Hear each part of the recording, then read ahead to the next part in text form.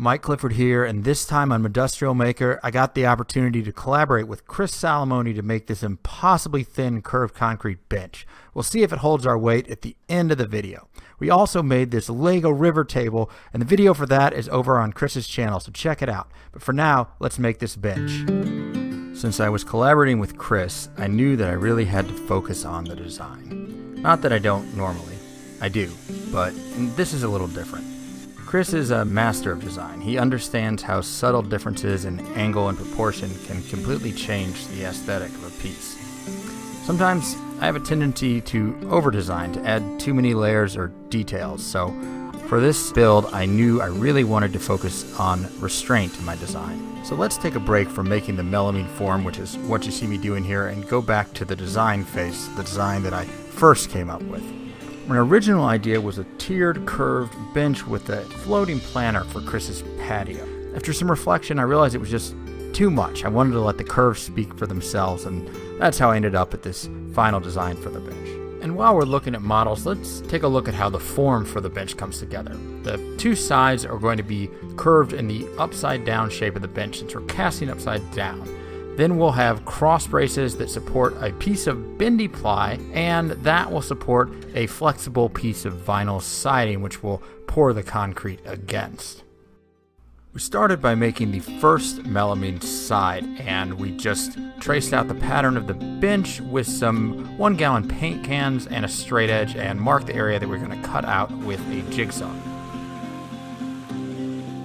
Made a rough pass about a half-inch outside the line the first time around. Then I went back and made a bunch of cuts that were perpendicular to the line to get me close to it. I guess you could kind of call these curves before going around and making the final pass to cut out the shape.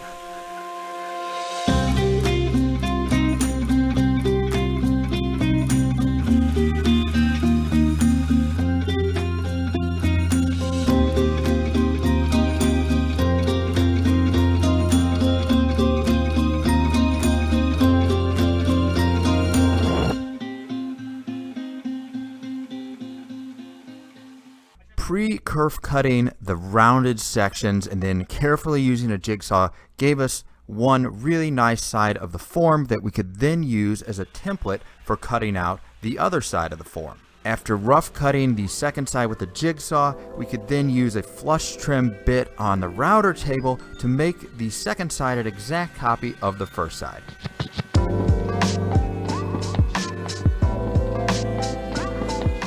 Next, we moved on to the cross bracing, and we cut the thin pieces that would support the curved sections from scrap plywood and some longer spans of cross braces from melamine. We marked guidelines on both sides of the form to help us properly align the cross braces, and this looks simple, but it actually might be the most important step in the build. We had to mark it exactly 1.25 inches in order to leave room for the 1/8 inch bendy ply and the 1/8 inch vinyl siding rest on top of the cross braces, while still leaving another inch between the top of the vinyl and the form for the concrete. As the bench is thin, there isn't much room for error.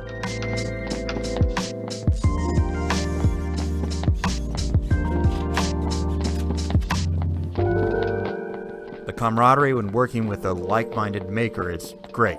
Those of you that follow us on Instagram probably saw from our behind-the-scenes stories that we had a lot of fun.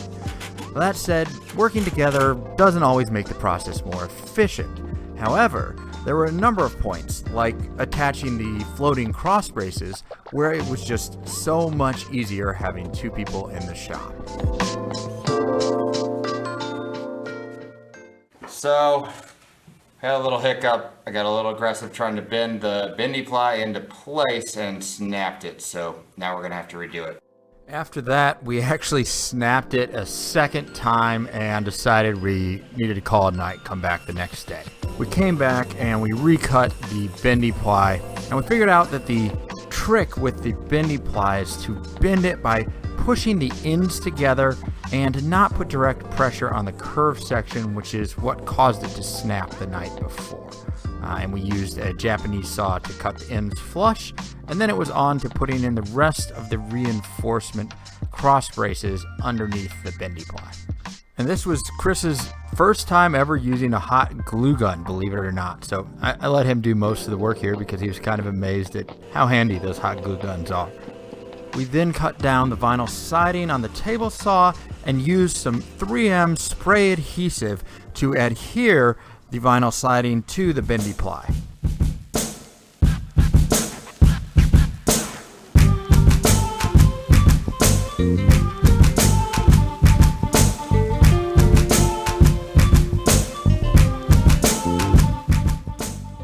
Going in, we weren't sure how we were going to cut the vinyl siding flush, but turned out the Japanese saw did a great job of this. And then we could go on to sealing the form with silicone. I used the same process that I always use with paste wax, followed by silicone caulk and a metal ball tool to get a perfect silicone line around the form. And go check out some of my past videos with GFRC and melamine forms for more details on this process.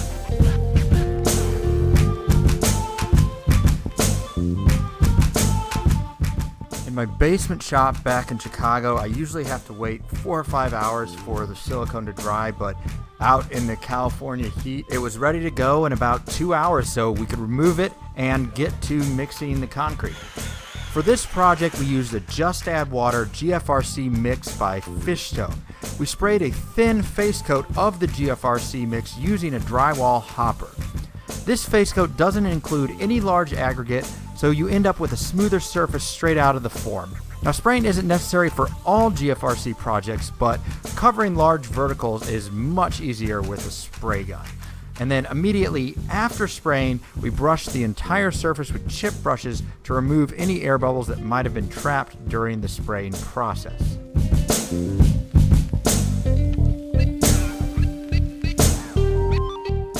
After the face coat firmed up, we used the same GFRC mix, but this time added glass fibers and also made it a little bit less wet so that it was more like clay and could pack up the vertical surfaces more easily.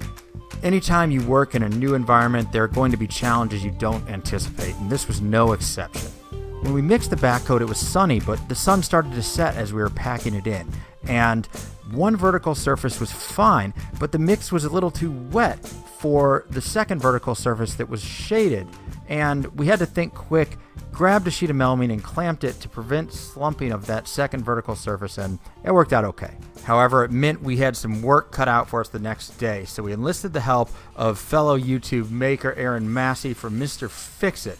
Aaron and I used angle grinders with diamond cup wheels while Chris sprayed down the concrete to wet grind the lower surface of the bench even with the sides of the melamine form. Wet grinding prevents dust, but man is it messy, or maybe just messy fun depending on how you look at it.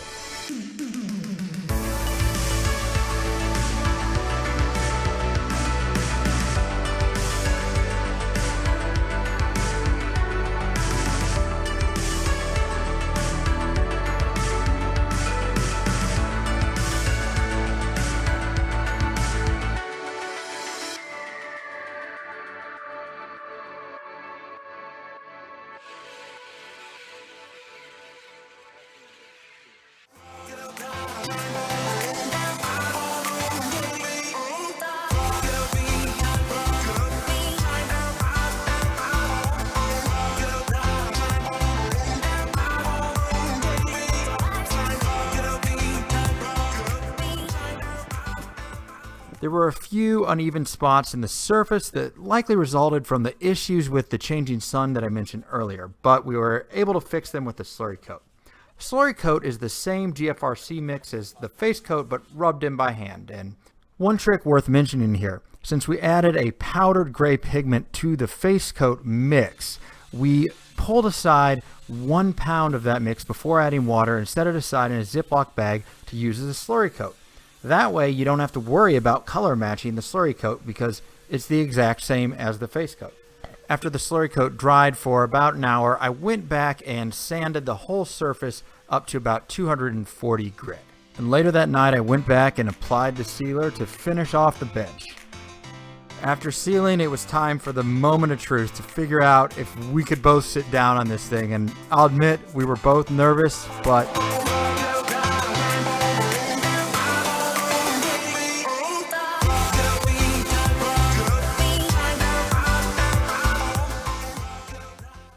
Before the beauty shots, I just have to say a quick thank you to Chris and his family. They were amazing hosts, so thank you much. I had a great time. If you haven't been over to Chris's channel yet to check out the Lego concrete river table that we made together, just get over there now. This is one of the coolest builds that I've ever been a part of, and yeah, just check it out. Lastly, if you like this video, hit that thumbs up button to let YouTube know. It really does help me out, and I'd greatly appreciate it. And if you want to get notified about my future videos, then hit the subscribe button and the bell button so YouTube will let you know when they come out. That's it for this time, and I'll see you next time.